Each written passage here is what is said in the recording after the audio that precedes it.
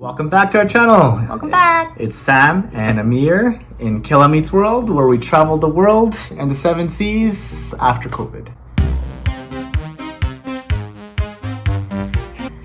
So today's topic, what's up for that? So today's topic is the top 5 problems in an interracial relationship. Do you have a lot to say about that? Maybe not. Stay tuned. All right, so problem number 1, family.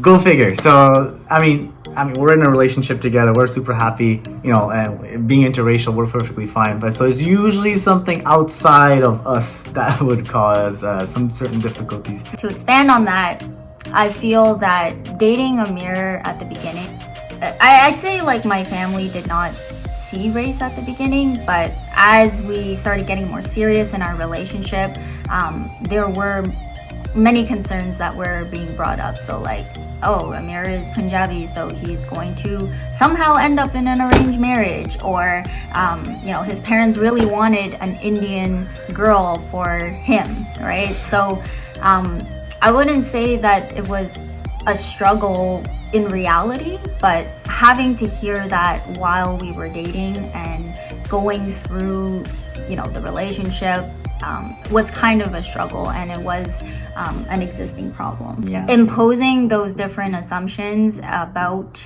a person based on their race, it does get to your head once it's repeated, and especially when it's coming from people like your family. It was something that was in the back of my mind, but I knew that I knew that you were the one, so I just worked for it. Problem number 2, language. So being interracial, you're one couple's one culture, another couple's another culture, Vietnamese, Indian. So now it depends on what the mutual ground is. Not particularly with Amir and I, just because we're both born Canadian, but interacting with his parents, who only speak Punjabi and have very little English, has created this language barrier, which makes it very difficult. I would say I'm pretty lucky too that your parents they're not solely Vietnamese speaking. They speak English fairly well. Being university grads, it makes sense. But whereas my end, I would say, I think my dad dropped out at grade 6 and my mom grade 8. I don't know if she passed or failed. Still debating to today. It's a topic up in the air. But anyways, point being said that they were both born and raised in India, Punjab, and they didn't have the greatest education, so that's why I'm lucky. And that's also the reason why that they primarily speak Punjabi. All right, moving on to problem number 3, which is ethnicity confusion. Yep. So I don't think it's a common problem, and actually kind of it's a little comedic, I would say. But sometimes people think you're Indian.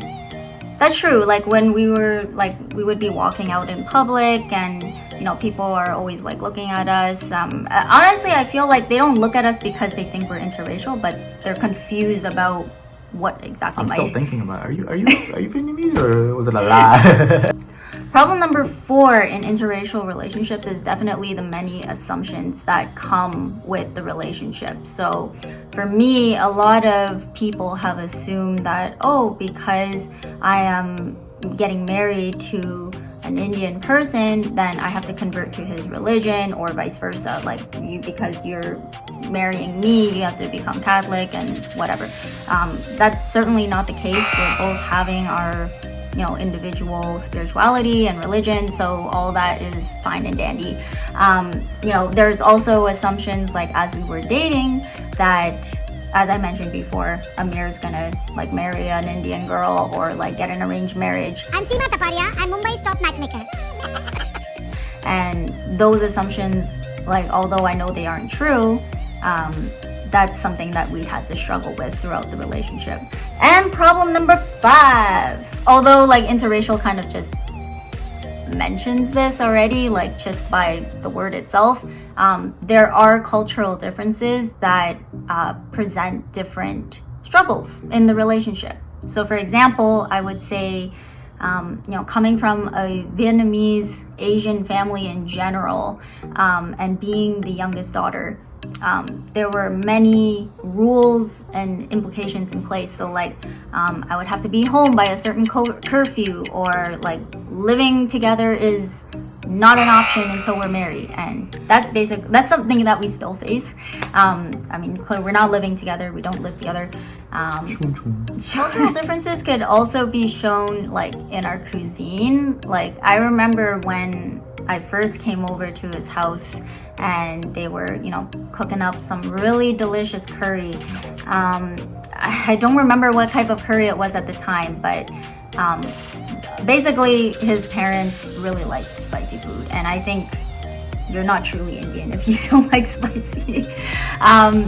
But yeah, that's something that I struggled with. Like even though like in my culture, like spicy food is also a thing, maybe that's more of an individual characteristic of mine.